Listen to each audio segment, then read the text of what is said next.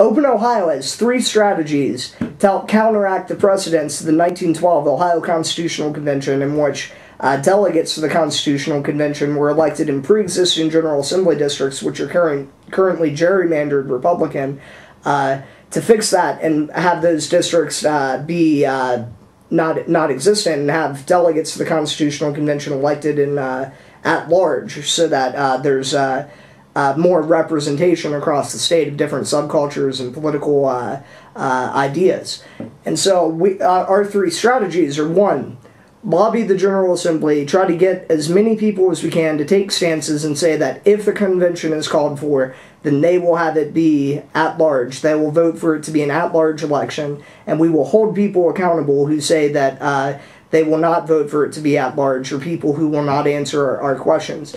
Our second strategy is to file a lawsuit with the Ohio Supreme Court under the Declaratory Judgment Act, as is ratified by the state of Ohio, to get an injunction against the General Assembly, possibly as well as the Secretary of State, to make it so that if the convention is called, then it will be at large. So we are going to try to use the court system. Our third strategy is if State Issue 1 does not pass, or even if it does pass, and it does occur in pre-existing General Assembly districts rather than at large, then we intend to have a referendum election in 2013 to put it back on the ballot, and have the first question of that being on the ballot is whether or not it should be at large or in pre-existing districts.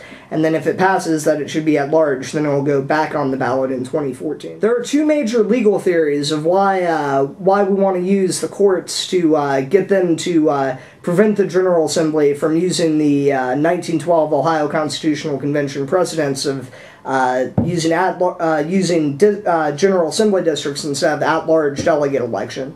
The first theory is that it's a denial of citizens' equal protection to not be able to vote, and to vote in arbitrary districts that disenfranchise them from other Ohioans who might have similar ideas.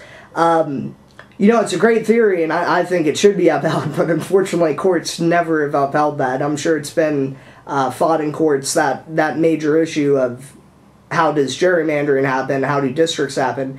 It's probably been shot down 100 times. The second and the better argument for it is that in 1912 we did not have the technology to hold an at-large election of probably 50 candidates, to have 50 seats and then to have 1,000 people statewide running for 50 seats. It would have been so expensive back in 1912 to hold this election at large. So it does make sense that it was done in pre-existing districts during then. Fortunately, in 2012, we don't suffer from that cost of administrative technologies for running elections, and that's why the precedence needs to be thrown out.